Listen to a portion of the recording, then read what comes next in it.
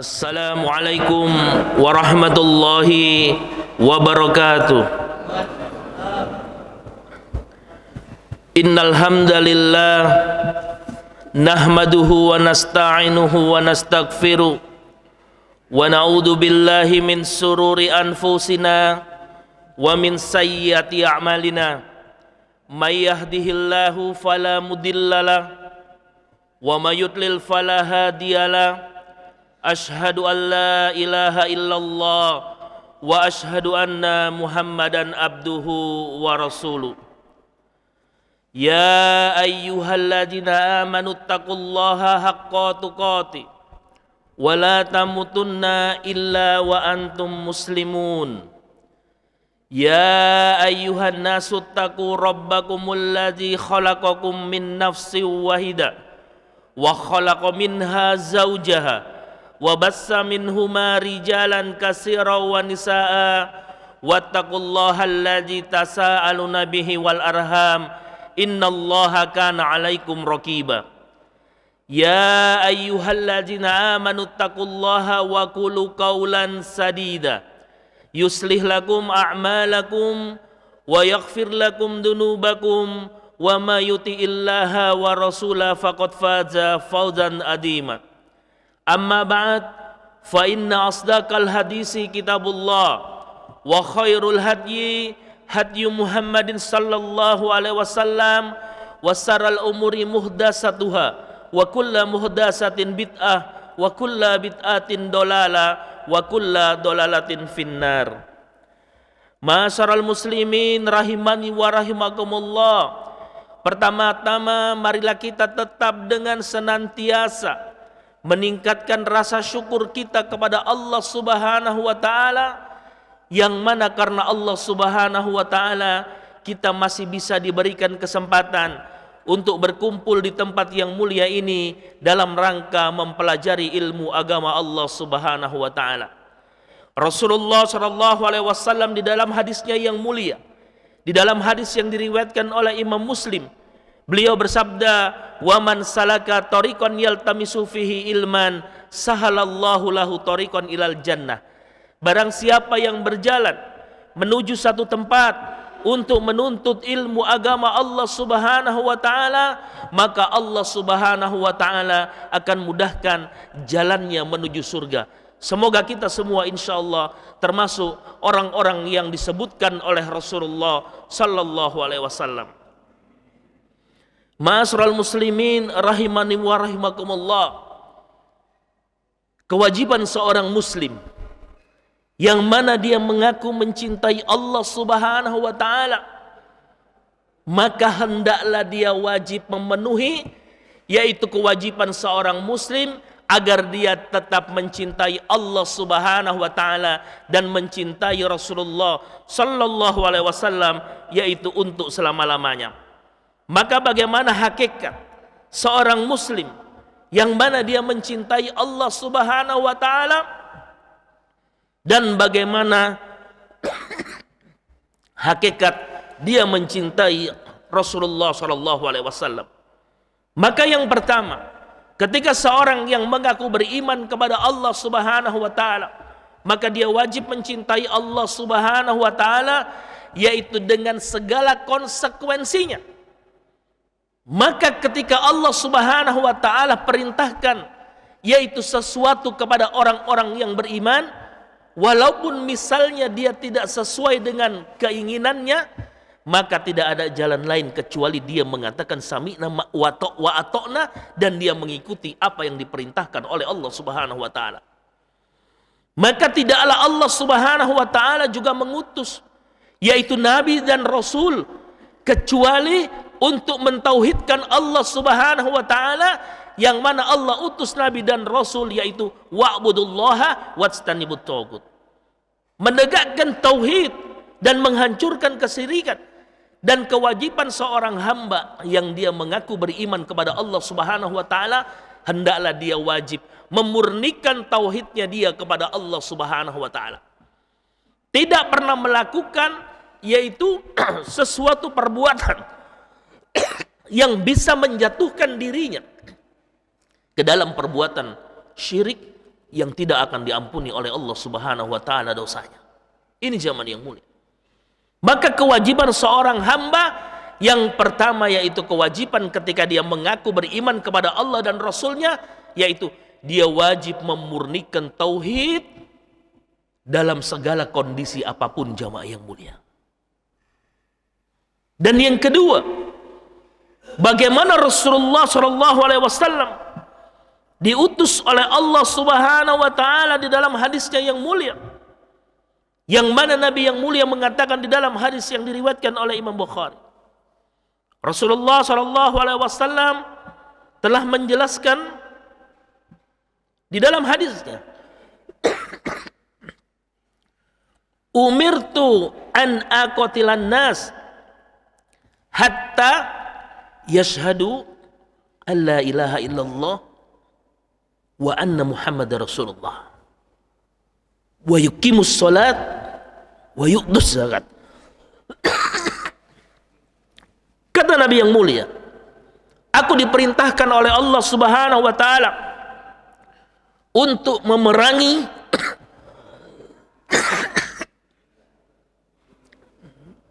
Bismillah. Untuk memerangi manusia hingga dia bersaksi bahwa sesungguhnya tidak ada Tuhan yang berhak disembah kecuali Allah Subhanahu wa taala, dan bersaksi bahwa Muhammad sallallahu alaihi wasallam adalah utusan dari Allah Subhanahu wa taala, dan dia menegakkan salat dan menunaikan zakat. Ini jamaah yang mulia. Jadi perintah dari Allah Subhanahu wa taala kepada Rasulullah sallallahu alaihi wasallam di dalam dakwanya, yaitu bagaimana seorang hamba dia tetap menegakkan tauhid, yang mengimani Allah Subhanahu wa taala, dan juga dia meyakini bahwa Muhammad sallallahu alaihi wasallam adalah utusan dari Allah Subhanahu wa taala. Dan di dalam ayat yang lain juga Allah Subhanahu wa taala perintahkan kepada orang yang beriman kepada Allah untuk mengikuti Rasulullah sallallahu alaihi wasallam di dalam, yaitu surat Ali Imran ayat 31. Allah Subhanahu wa taala berfirman, "Qul in kuntum tuhibbunallah fattabi'uni yuhibbukumullah wa yaghfir lakum dunubakum wallahu ghafurur rahim." Maka kata Allah, jika kalian mencintai Allah, benar-benar mencintai Allah, fattabi'uni, ikutilah Rasulullah, maka niscaya Allah akan mengasihi dan mengampuni dosa-dosamu, dan Allah Maha Pengampun dan juga Maha Penyayang. Ayat yang mulia ini sebagai pemutus bagi siapa saja yang mengatakan dia cinta kepada Allah, akan tetapi dia tidak mengikuti Rasulullah SAW. Maka orang yang seperti ini, ketika misalnya dia mengatakan mencintai Allah, akan tetapi dia melaksanakan sesuatu yang melenceng daripada yang ditetapkan oleh Nabi yang mulia melalui hadisnya, maka orang ini adalah dakwanya dusta berdasarkan ayat yang mulia ini. Dan orang yang mengatakan dia cinta kepada Allah, yaitu dia wajib mencintai Rasulullah SAW. Dan bagaimana Rasulullah SAW sendiri mengatakan di dalam hadisnya yang mulia, yang mana orang-orang yang beriman, yang mana beliau bersabda, la yu'minu ahadukum hatta akuna ahabba ilaihi min walidihi wa walidihi wan nasi ajmain. Kata Nabi yang mulia, bagaimana seorang beriman itu wajib mencintai Rasulullah.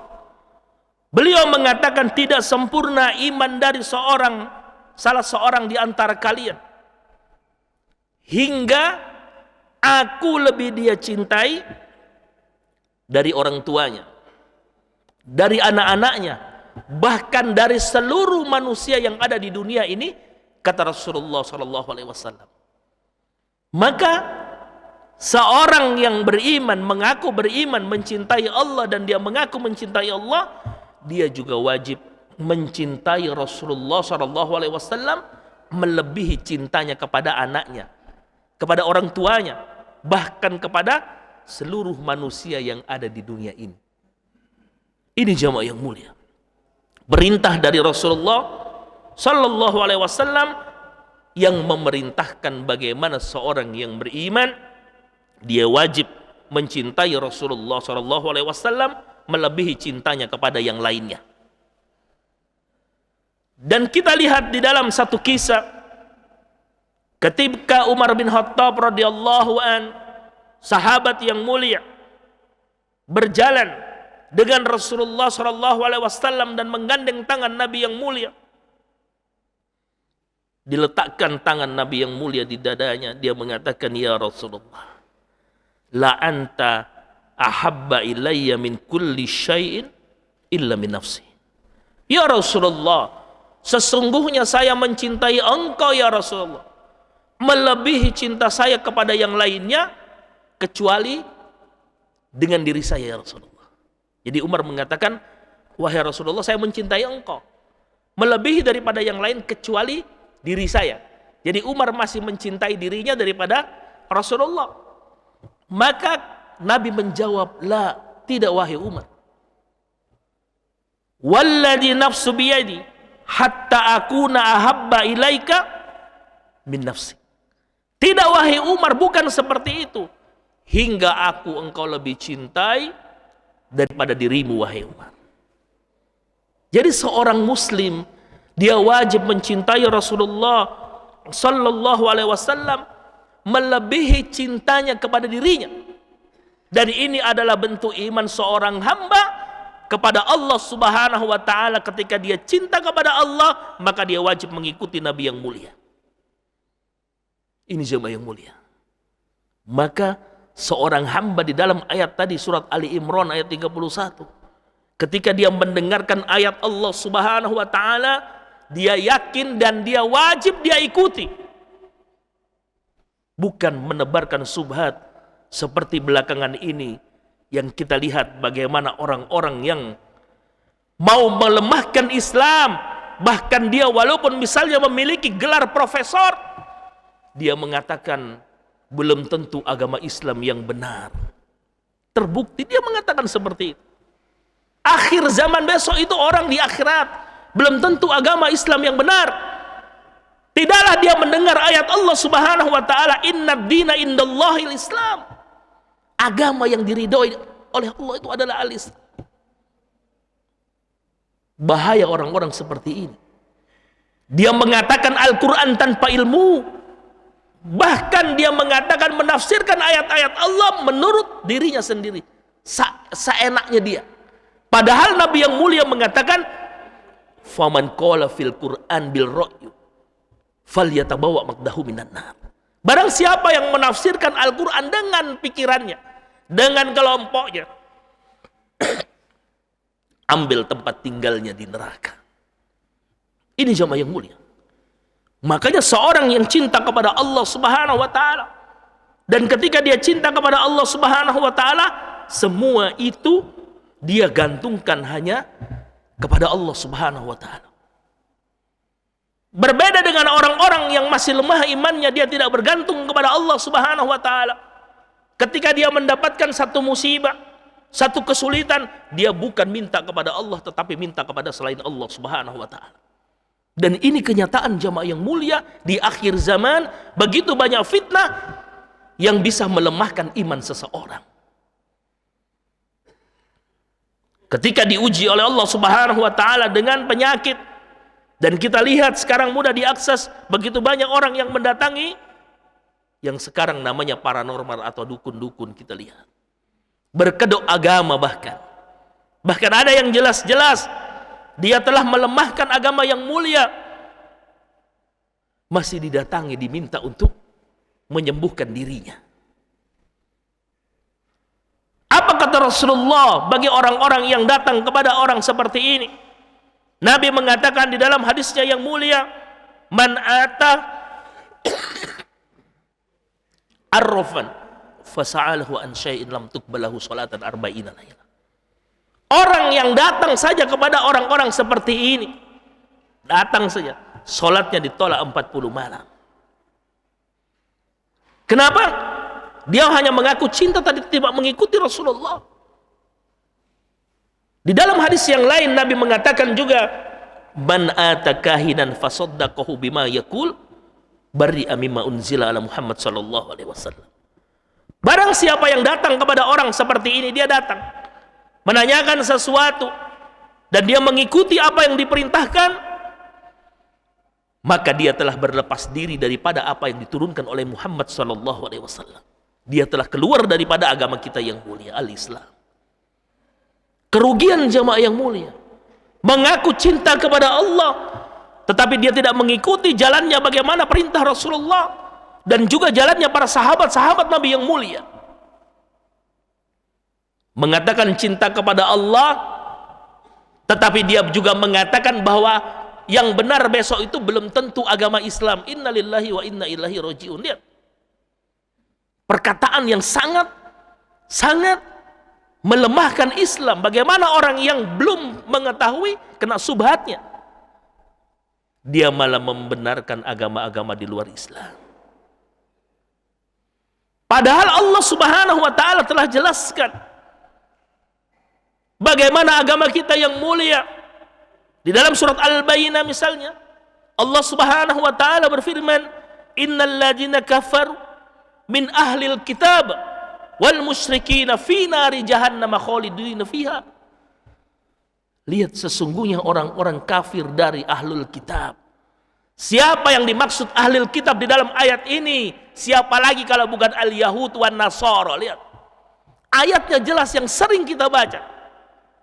Dan orang-orang yang masih menyekutukan Allah wal musyrikin. Apa kata Allah? Fi nari jahannam khalidina fiha.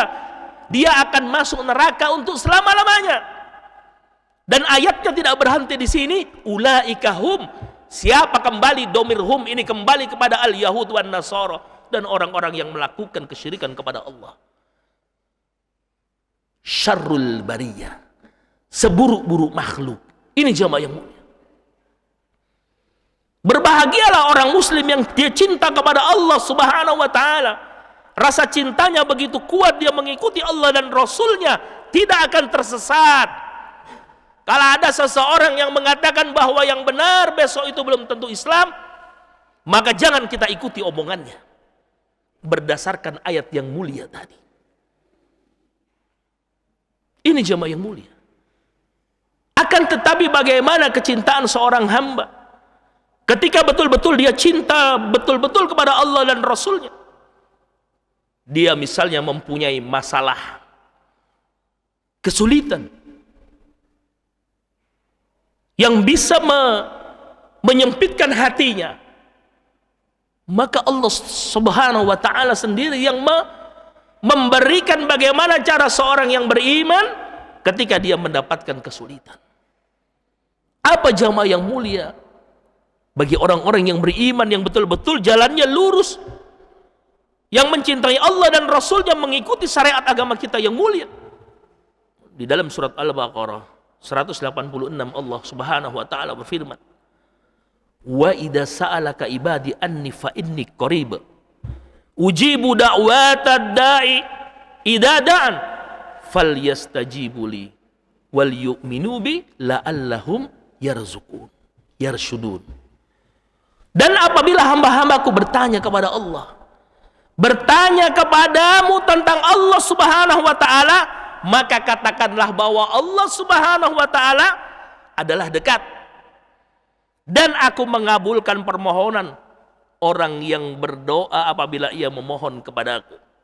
Maka hendaklah mereka itu memenuhi segala perintahku dan hendaklah mereka beriman kepadaku agar mereka selalu berada di dalam kebenaran. Indah jamaah yang mulia. Orang yang beriman mempunyai masalah di dunia, sesusah apapun kata Allah, berdoa. Maka apabila hambaku bertanya tentang aku, katakanlah bahwa fa inni qarib. Allah Subhanahu wa taala itu sesungguhnya dekat. Dekat jangan ditafsirkan lagi. Ada orang menafsirkan yaitu dekat bahwa Allah ada di mana-mana, ada di sebelahnya. Innalillahi wa inna ilaihi rajiun. Seperti itu. Dan Allah akan mengabulkan doa permohonan orang yang berdoa apabila dia memohon kepada Allah Subhanahu wa taala dengan syarat dia mengikuti perintah Allah Subhanahu wa taala. Ini jemaah yang mulia. Keindahan seorang muslim yang dia tidak pernah melakukan kesyirikan kepada Allah Subhanahu wa taala. Kesulitan apapun Allah Subhanahu wa taala akan berikan dia jalan keluar. Allah Subhanahu wa taala akan berikan dia jalan keluar apapun kesulitannya. Dan kita lihat jamaah yang mulia, kita perhatikan, doa adalah satu amalan yang bisa menjadikan sesuatu yang mustahil menjadi kenyataan jamaah yang mulia. Maka kita lihat kisah Asim bin Sabit, sahabat Rasulullah SAW yang luar biasa, yang ketika dalam peperangan beliau telah banyak membunuh kaum-kaum kufar. Dan ketika itu seorang wanita yang begitu bencinya kepada Asim bin Sabit karena beberapa keluarganya telah dibunuh oleh Asim di dalam peperangan. Dan dia memberikan sayembara kepada orang-orang yang bisa membunuh Asim bin Sabit, dan dia menginginkan kepala daripada Asim bin Sabit yang hendak dia jadikan tempat minum khamr. Jadi seorang wanita ini saking bencinya, berapapun dia akan bayar, siapa yang bisa membunuh dan membawa kepala di hadapannya, yang dia inginkan kepala Asim bin Sabit itu nanti dijadikan batok tempat minum khamr bagi dia. Saking bencinya. Tetapi dalam doanya Asim bin Sabit dia berdoa kepada Allah Subhanahu wa taala. Beliau mengatakan, ya Allah, jadikan saya mati dalam keadaan syahid, dan jangan engkau biarkan dari orang-orang kufar bisa menyentuh jasad saya. Lihat doa. Dan apa yang terjadi dalam peperangan takdir Allah Subhanahu wa taala, syahidlah Asim bin Sabit. Dan orang-orang yang mendengarkan sayembara ini, dia melihat di depannya ini adalah seseorang yang disayembarakan oleh seorang wanita dengan diganti dengan harta yang begitu banyak. Bergembira dia. Yang dia lihat, dia ukur dengan harta, ditukar kepalanya dengan harta dunia yang begitu banyak. Dan ketika mereka mau menyentuh jasad Asim bin Sabit, Allah Subhanahu wa taala kirimkan lebah, tawon, menyengat siapa saja yang hendak menyentuh jasad daripada Asim bin Sabit. Lihat. Dari apa jemaah yang mulia? Doa kepada Allah Subhanahu wa taala. Sampai mereka letih. Begitu banyak orang yang mau menyentuh jasad daripada Asim bin Sabit, disengat oleh tawon. Dan mereka mengatakan, biarkan nanti tawonnya juga akan pergi. Dan dia berhenti. Dan betul akhirnya tawon itu pergi. Dengan perasaan gembira karena dunia orang-orang kufar. Untuk yang kedua kalinya ketika dia mau menyentuh jasad Asim bin Sabit, Allah turunkan pertolongan bagi Asim bin Sabit karena doanya kepada Allah yang dia yakin kepada Allah. Allah turunkan hujan. Hujan yang lebat yang akhirnya menghanyutkan jasad Asim bin Sabit. Sampai detik ini tidak ada yang mengetahui di mana tempat jasad daripada Asim bin Sabit. Lihat jemaah. Karena apa? Doa. Doa dan keyakinan seorang hamba kepada Allah ketika dia mendapatkan kesulitan, Allah yang memerintahkan berdoa. Allah akan kabulkan apa yang kita minta ketika kita yakin kepada Allah Subhanahu wa taala. Sebagaimana contoh Asim bin Sabit, Allah selamatkan dia karena doa yang begitu yakin dia kepada Allah Subhanahu wa taala. Bagaimana dengan kita? Sudahkah kita yakin berdoa kepada Allah? Ketika kita mendapatkan masalah, misalnya masalah di keluarga tentang anak kita, tentang istri kita, tentang suami kita, mungkin Allah sempitkan harta kita, tidakkah kita mengangkat tangan kita, kita berdoa kepada Allah dan kita minta, dan kita yakin Allah yang akan bereskan semuanya. Karena apa jamaah yang mulia? Doa adalah satu amalan yang bisa menjadikan sesuatu yang mustahil menjadi kenyataan. Tentu dengan keyakinan penuh hanya kepada Allah, tidak melakukan kesyirikan kepada Allah. Maka kita lihat bagaimana sahabat yang mulia juga,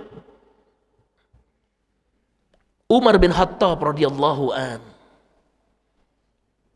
penduduk surga kata Nabi yang mulia, masih berdoa kepada Allah Subhanahu wa taala. Apa doa Umar bin Khattab radhiyallahu an yang tidak masuk akal bahkan menurut sahabat yang lain? Mengapa? Karena bentuk cintanya, begitu cintanya Umar kepada Allah dan Rasulnya. Dengan konsekuensi dia lakukan bagaimana kehidupan sehari-hari dengan bentuk cinta kepada Allah dan Rasulnya. Dia berdoa kepada Allah Subhanahu wa taala, Allahumma razukni syahadat fi sabilika waja'al mauti fi baladi Rasulullah sallallahu alaihi wasallam. Doa Umar waktu itu aneh. Apa kata Umar bin Khattab radhiyallahu an?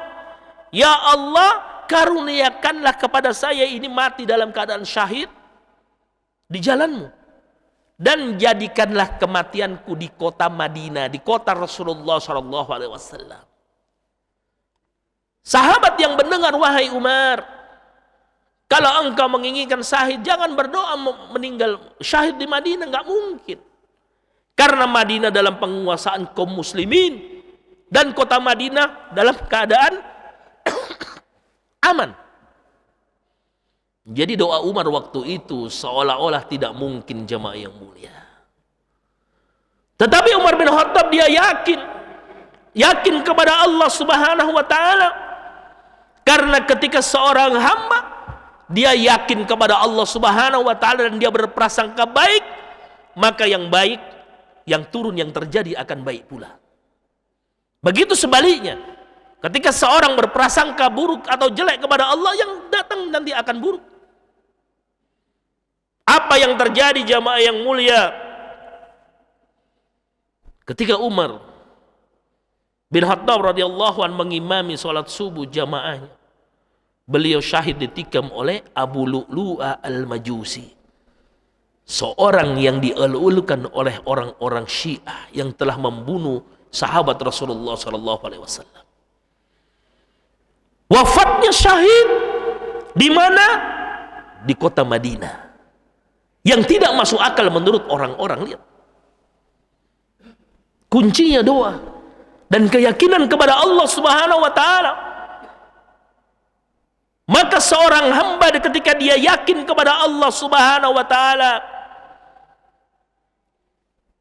yakin keyakinan yang baik, maka yang terjadi akan baik pula jamaah yang mulia. Tidak masuk akal. Dan terjadi kenyataan seperti di antara kisah Asim bin Sabit dan bagaimana juga kisah Umar bin Khattab radhiyallahu an. Ini jamaah yang mulia.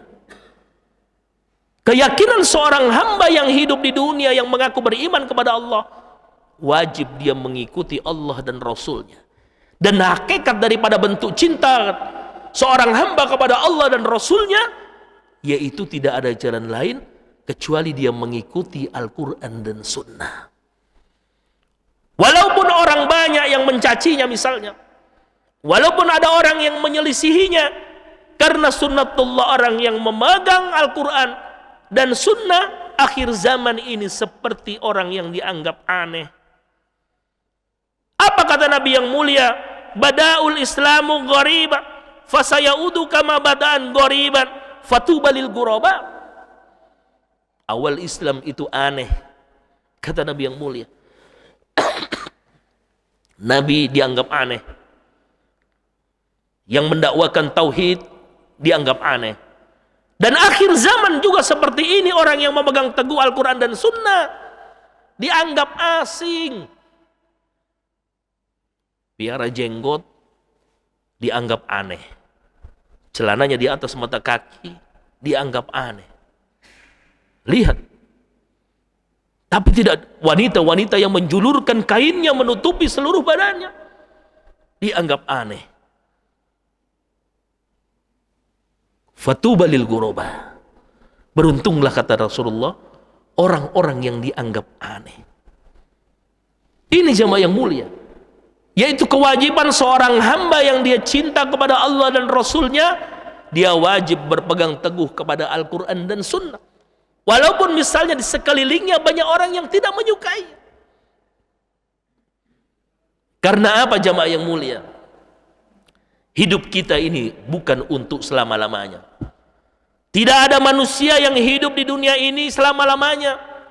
Bahkan sekarang kalau orang hidup ada 100 tahun itu mungkin sudah orang yang langka.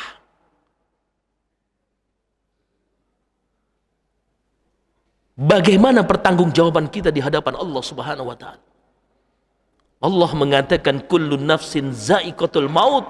Setiap yang bernyawa pasti akan merasakan yang dinamakan kematian. Dan sebelum kematian dia mempunyai yang dinamakan sakaratul maut, yang mana Nabi mengatakan inna mautalil sakarat, setiap kematian mempunyai sakarat. Maka ini yang kita, modal kita yang terbesar, yaitu amal kita bagaimana di dunia besok berhadapan berjumpa dengan Allah Subhanahu wa taala. Dan orang yang beriman jangan di dunia dia, ketika dia sudah berpegang teguh kepada Al-Quran dan Sunnah, mengikuti Allah dan Rasulnya, jangan pernah dia bercoba maksiat. Saya minum khamr sedikit saja, besok saya tobat. Jangan. Atau berjudi hari ini saja, besok saya tobat. Jangan. Apa kata Nabi yang mulia di dalam hadisnya yang mulia? Yub'atsu kullu abdi ma mata alaihi. Seseorang itu dia besok dibangkitkan berdasarkan kebiasaannya. Lihat. Mengapa? Jangan-jangan ketika kita melakukan maksiat kita mati. Jangan-jangan ketika kita berjudi kita mati. Kita mendapatkan su'ul khatimah. Na'udzubillah. Maka seseorang, yaitu dia wajib mencari kebiasaan-kebiasaan baik.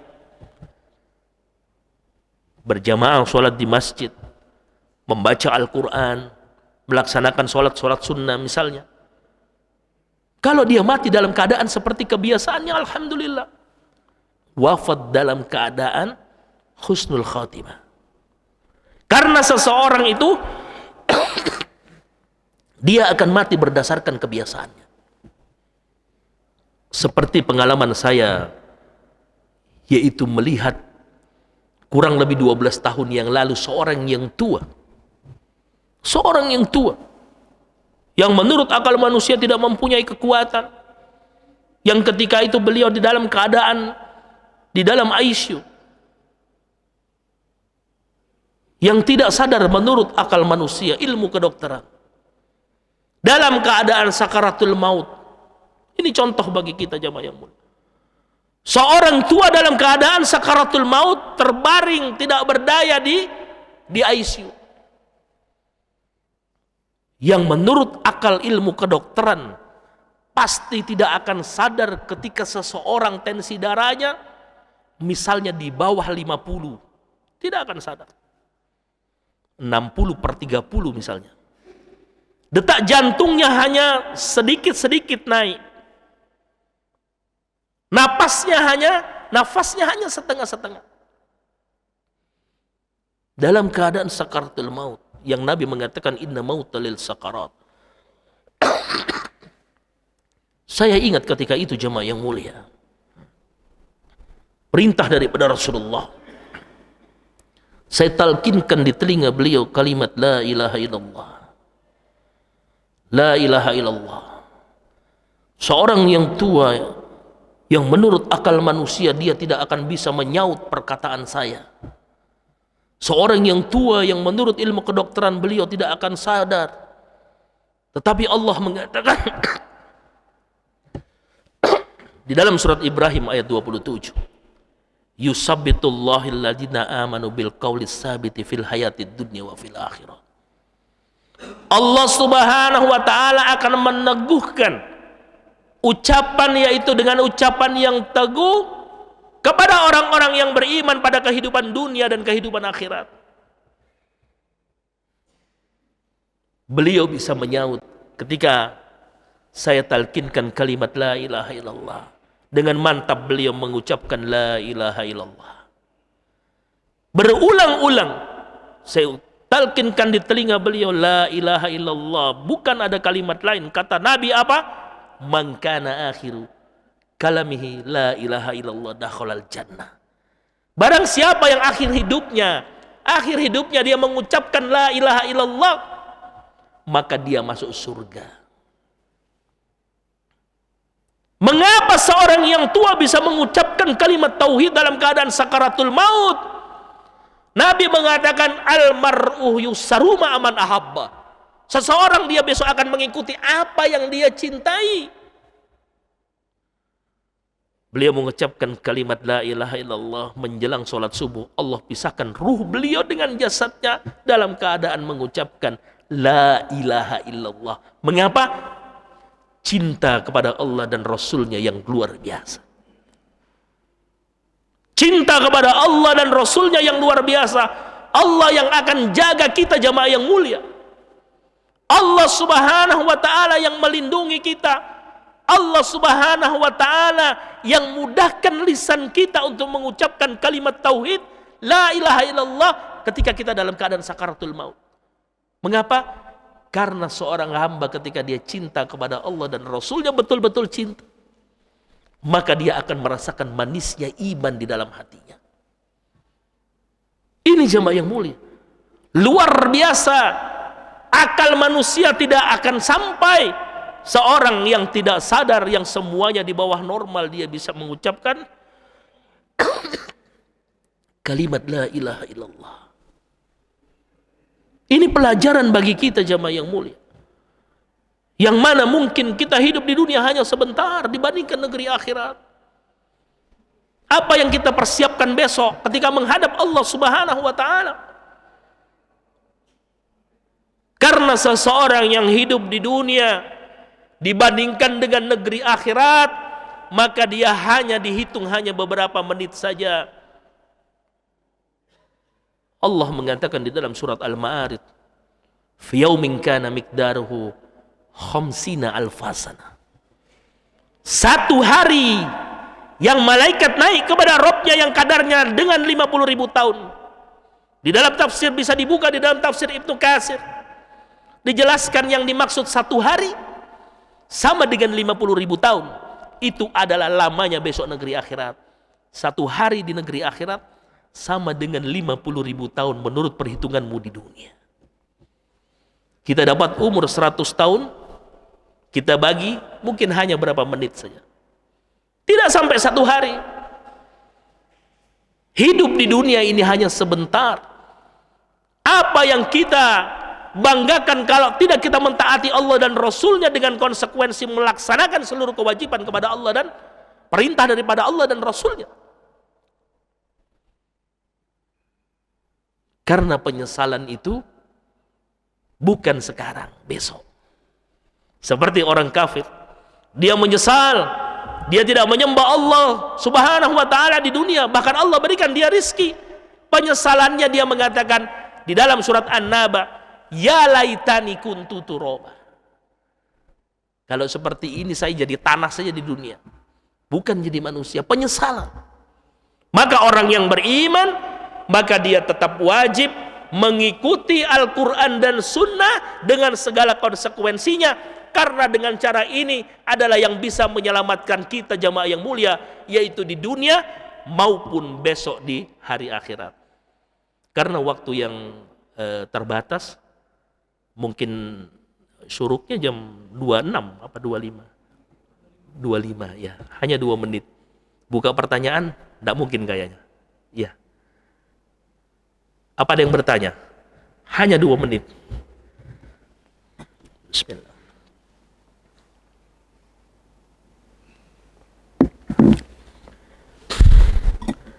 Tidak ada? Kita tutup dengan doa kafaratul majlis. Subhanakallahumma wa bihamdika asyhadu an la ilaha illa anta astaghfiruka wa atubu ilaik.